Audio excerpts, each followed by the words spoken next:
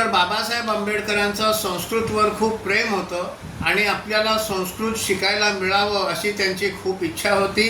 त्यांच्या वडिलांचीही तशी इच्छा होती, पण दुर्दैवानं तसं होऊ शकलो नाही. त्याबद्दल आपल्या आत्मचरित्रात डॉक्टर बाबासाहेब आंबेडकर म्हणतात, मी संस्कृत शिकावे अशी त्यांची म्हणजे वडिलांची खूप इच्छा होती, पण त्यांची ही इच्छा सफल झाली नाही. त्याला एक कारण झाले ते असे. माझा थोरला भाऊ सातारा येथे असताना इंग्रजी 4थीत आला, तेव्हा त्यानेही संस्कृतचा अभ्यास करावा व चांगले विद्वान व्हावे अशी त्यांची फार इच्छा होती.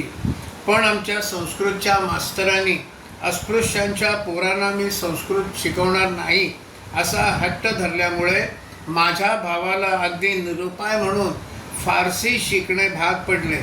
हे मास्तर वर्गात आमची हेटाळणी करत, त्यामुळे मनावर एक प्रकारचा वाईट परिणाम होत असे. पुढे मी सुद्धा 4थ्या इयत्तेत आलो, तेव्हा आमच्या संस्कृतच्या मास्तरांचा हट्ट मलाही भोवणार हे नक्की माहीत असल्यामुळे मला पर्शियन भाषेकडेच निरुपायाने धाव घेणे भाग पडले.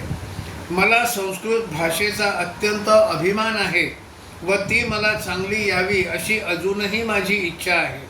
आता स्वतःच्या मेहनतीने मी थोडेसे संस्कृत वाचू समजू शकतो, नाही असे नाही, पण त्या भाषेत पारंगत व्हावे अशी माझ्या अंतःकरणात तळमळ आहे. तो सुदिन कधी उगवेल तो खरा, पण जरी फारसी भाषेचा चांगला अभ्यास केला असला तरी मला 100 पैकी 90-95 मार्क्स मिळत असले तरी हे कबूल करायला हवे की संस्कृत वाङ्मयापुढे फारसी वाङ्मय अगदी फिके आहे. संस्कृत वाङ्मयात काव्य आहे, काव्य निर्मिती आहे, अलंकारशास्त्र आहे, नाटके आहेत, रामायण महाभारतासारखी महाकाव्य आहेत, तत्त्वज्ञान आहे, तर्कशास्त्र आहे, गणित आहे. आधुनिक विद्येच्या दृष्टीने संस्कृत वाङ्मयात सर्व काही आहे, पण तशी स्थिती फारसी वाङ्मयात नाही. संस्कृतचा अभिमान व संस्कृत भाषा आपल्याला चांगली अवगत असावी याविषयी माझ्या अंतःकरणात विलक्षण तळमळ असूनही शिक्षकाच्या कोत्या वृत्तीमुळे व संकुचित दृष्टिकोनामुळे मला संस्कृत भाषेला मुकावं लागले. असं दुःख डॉक्टर बाबासाहेब आंबेडकर माझी आत्मकथा या आपल्या आत्मचरित्रामध्ये म्हणतात.